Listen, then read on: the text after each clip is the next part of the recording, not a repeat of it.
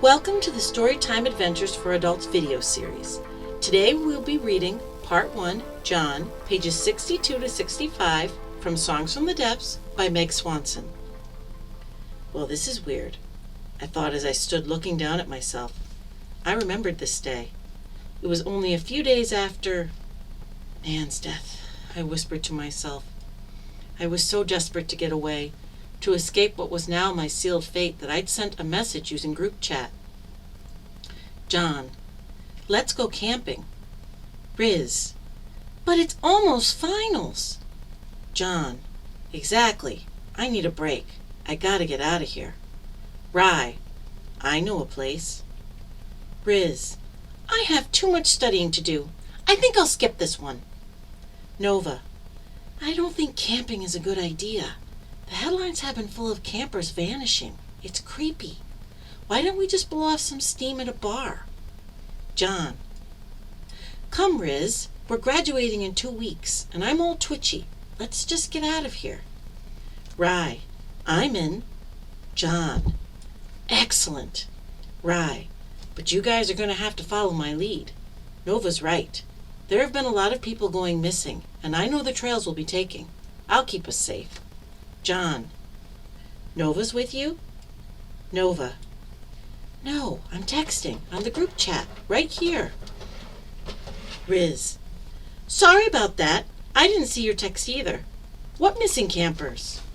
Nova, sigh, don't any of you read the news? Rye, it'll be okay, Nova. We'll only be gone a few days. And my campsite is the one I've been going to almost my whole life. It's not like we're through hikers or anything. It'll be great. Riz, through what now? Rye, never mind. Nova and I are in. John, yes. Come on, Riz. You know you want to. Riz, fine, but I'm bringing my books.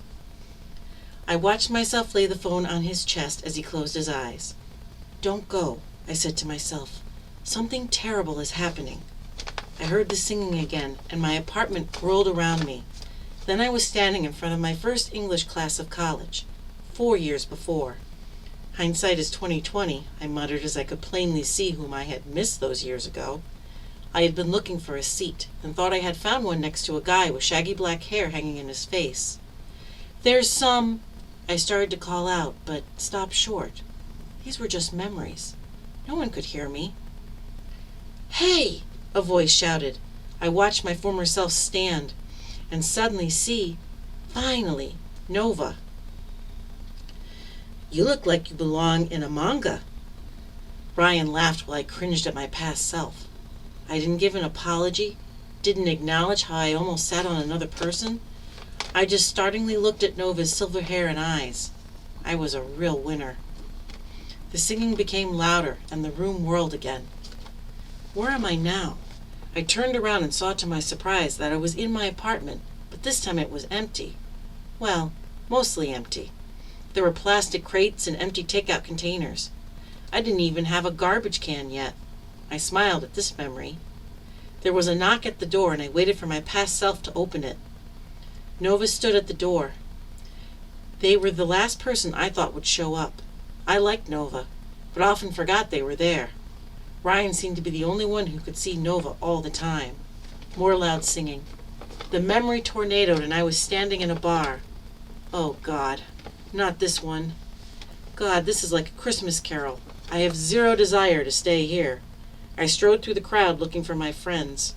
I found them at a high-top table waiting for our first all 21 shots and Nova's return from their travels. Ryan had been quiet all night, and I remembered thinking that Nova was different too. More in control of themselves, but also edgier. The silver in their hair and eyes was more of a gunmetal now instead of the starlight I could only sort of remember. We were laughing and had just thrown back our first shots when a beast of a man fell into Ryan. The man was apologizing to Ryan when Nova stepped up and got in his face. I watched as Marissa and I stood staring at the scene unravel. Ryan tried to defuse the situation, but the man was angry at Nova and flicked Ryan away like a bug. Finally, my past self seemed to wake up, and I tried to insert myself into... What? What was I going to do? I laughed because looking back I knew I was lucky that I didn't get killed that night. I took one punch and I was on the ground. Not unconscious, but down. Nova knelt down to check on me, and then stood to grab the man by his shirt. Nova's eyes glowed, and they whispered something in the dude's ear. The color drained from his face, and he took off. The singing got louder, but this time, everything faded to nothing, gray. This was Part 1, John, pages 62 to 65, from Songs from the Desk by Meg Swanson. Next week we will continue with Part 1.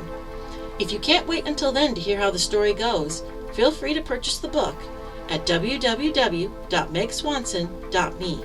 If you'd like to contribute to these series, please feel free to become a patron on Patreon. Details for joining are on my website, and also please subscribe to this YouTube channel so you won't miss any new videos. Goodbye, and thanks for listening.